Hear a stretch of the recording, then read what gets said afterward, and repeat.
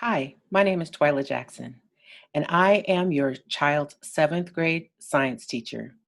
This evening, I want to share a little bit of information about our class, so let's get going. I wanted to kind of talk to you a little bit about the class, what we're going to be doing this year, some of our expectations, as well as some of the grading information and things like that so that you would know exactly what to expect as a parent in my class. Hi guys, welcome. I'm Miss Jackson, and I'll be your seventh grade life science teacher. Okay, so I wanted to just share a little bit about me so that you know who's in front of your child every day.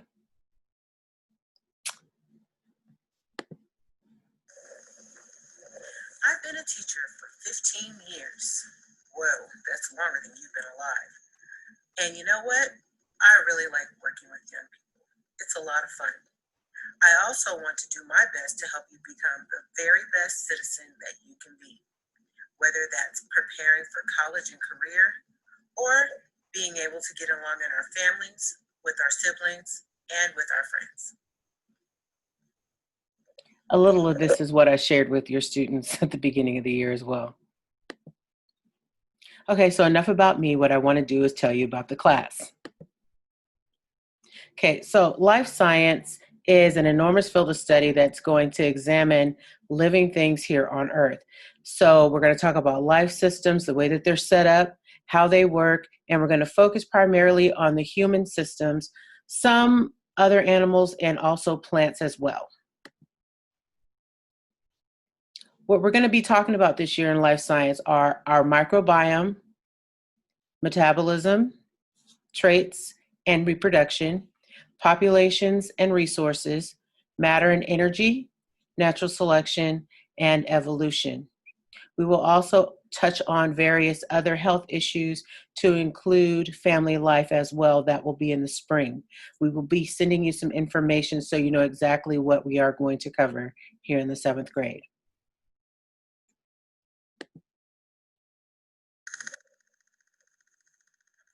A lot of you are wondering, what are we going to learn about this year? Well, this year in life science, we're going to talk about our microbiome, which is the bacteria that live inside our bodies and how our bodies function. We'll talk about metabolism, traits and reproduction, population and resources, matter and energy, natural selection and evolution, and various other health topics.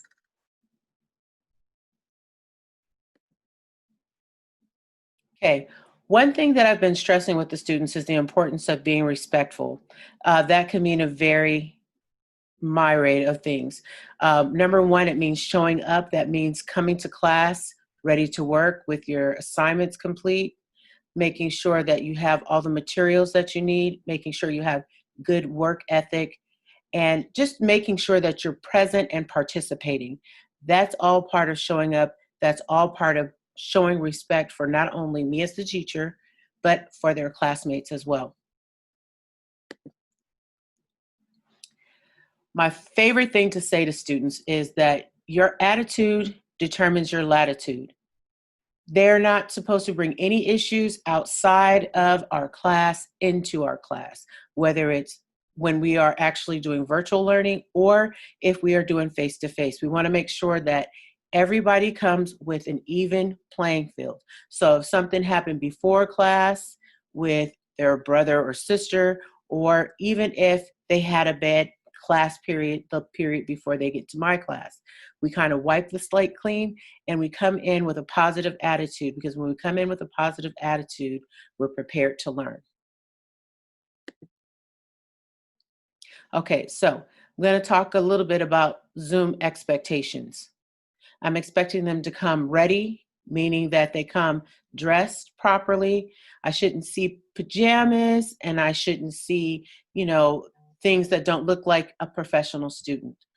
Make sure that you're signed in on time. I always open my window about approximately 10 minutes before class starts so that they can come in, do their warm-up question, and then we can get started promptly at the time that class is scheduled to start.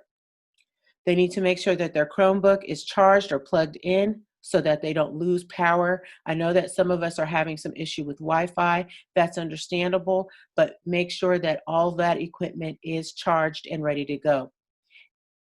The other thing that's very important is that we still maintain that personality of a professional student, meaning that we always have appropriate language. We're not using any profanity and we're not doing any name calling.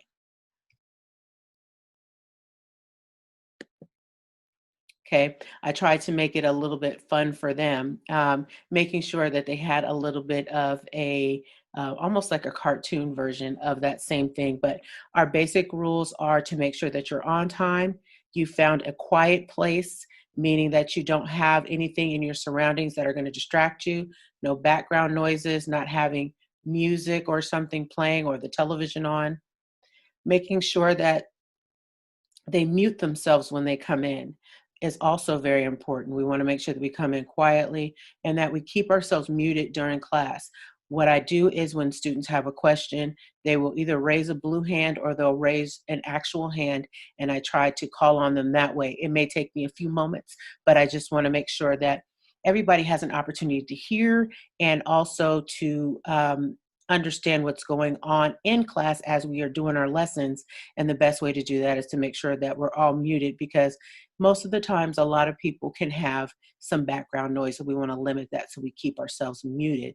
Participation is very important. This is such a different frontier for all of us in education, and we want to make sure that we're focused, that we're attentive, and then also that we're actively participating in conversation, making sure that we're contributing to our community of education as well.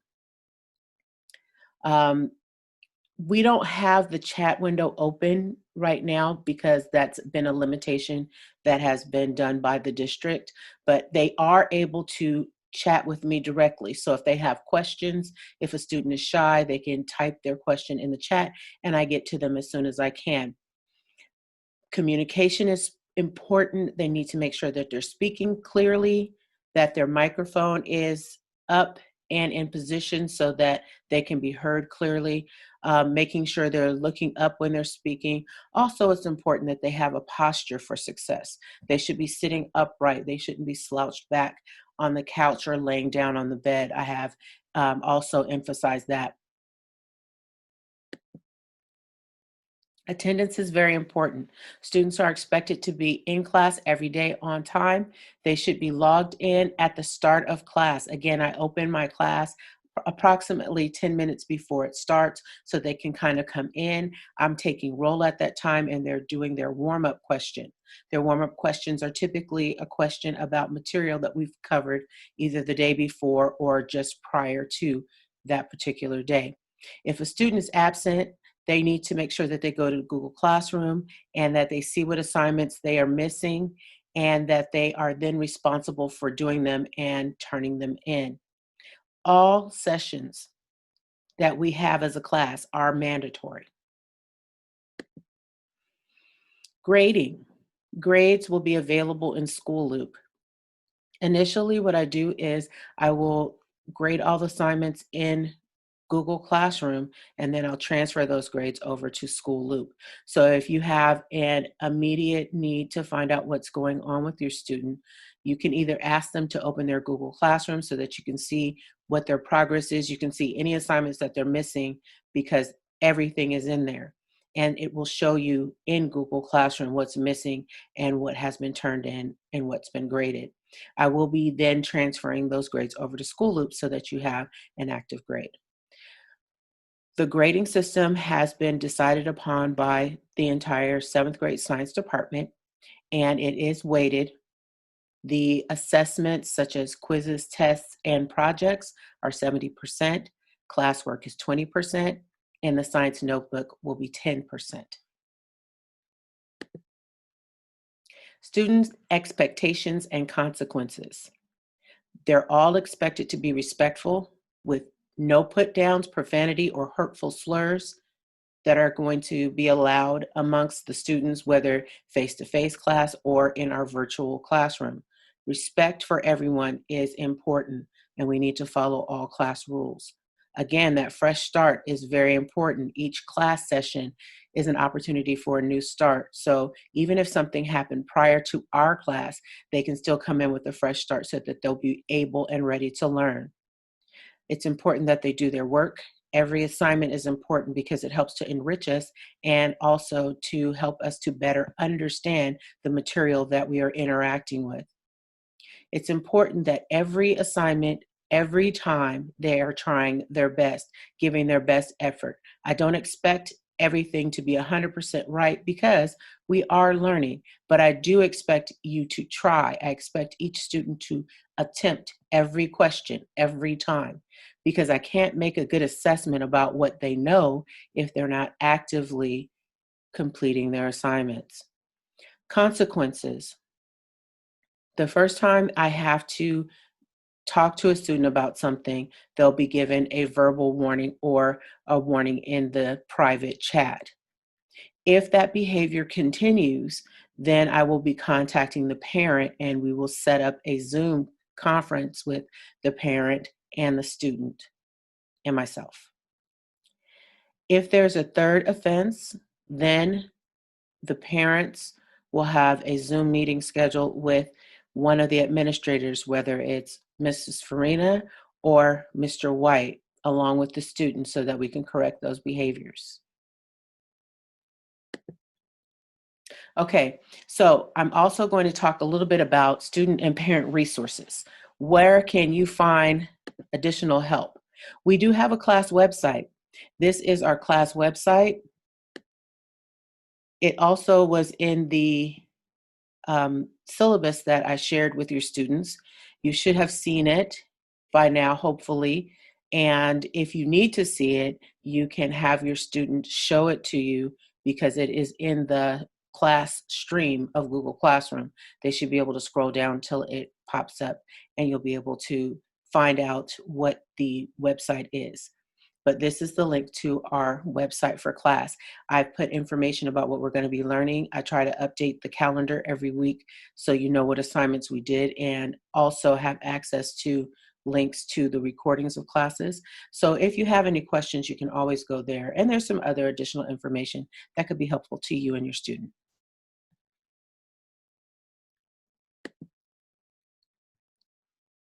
Here are a list of some important sites. These are sites that we will be using on a regular basis here at Jepson Middle School. School Loop is one. That's where you can go in and email your teacher, whether it's me, Miss Jackson for Science, or any other classes that your student may have. You can check grades as well. And you can also see just the progress that your child is having in any of their classes. Google Classroom, again, is where all the assignments are going to be placed. There'll be open documents from teachers as well that you may need to check out. Google Drive is going to be where all of your students' work is going to be located. All of their Google documents, Google Slides, or other pieces will be in the Google Drive that will be saved for them where they can edit any of the documents that they have or produce any work for class. The Clever portal is how we usually will log into our Amplify program. You use that and it will link you over to a site that has different apps for school. And our main app for the 7th grade science class is Amplify Science. And that's our digital textbook as well as workbook where we do some activities directly in that program. Ed Puzzle is also something that we'll use that it's kind of for video assignments, questions and things may be posted there as well. And Go Formative, which is going to be how they're going to be taking quizzes and tests. Okay, again, you should have seen the life science syllabus. I hope you did. And I did request that you complete the life science syllabus signature sheet, which was a digital electronic form. So if you have not had an opportunity to do so, please make sure that you do so. You can get that link through our class website, or you can have your child go into Google Classroom where I left a link to go directly to that form where you can fill it out. This information is going to help me to make sure I have a way to contact you whether it's email or call, whatever your preference is. And also, I'd like to know a little bit of information about your student. So if you could please fill that out if you have not hadn't already done that for me, I'd really appreciate it. Okay, there are several ways that you can contact me. This is a list of them. My email address is here. One way to get to me a little bit faster and hopefully get a faster response is by using the Remind app or remind.com. If you would like to join my session, you would put in the code at Miss Jackson L, and that will put you directly into my Remind. And anytime I send a message out, it could be about class, it could be about availability for office hours, things like that. Or if you need to contact me, you can send me a message. It kind of sends like a text message, and then I can kind of get back to you a little bit faster sometimes rather than doing email. Zoom conferences I have upon request. If you would like to have a Zoom conference, you can book me for one of the sessions. The website is here for my booking, and you can contact me and we can set it up. I'd be glad to talk to you one-on-one about your child's progress or any other questions you might have. So I'm looking forward to getting to know you and your student. I hope that you have a wonderful evening, and I hope that we have a great year here at Jepson Middle School.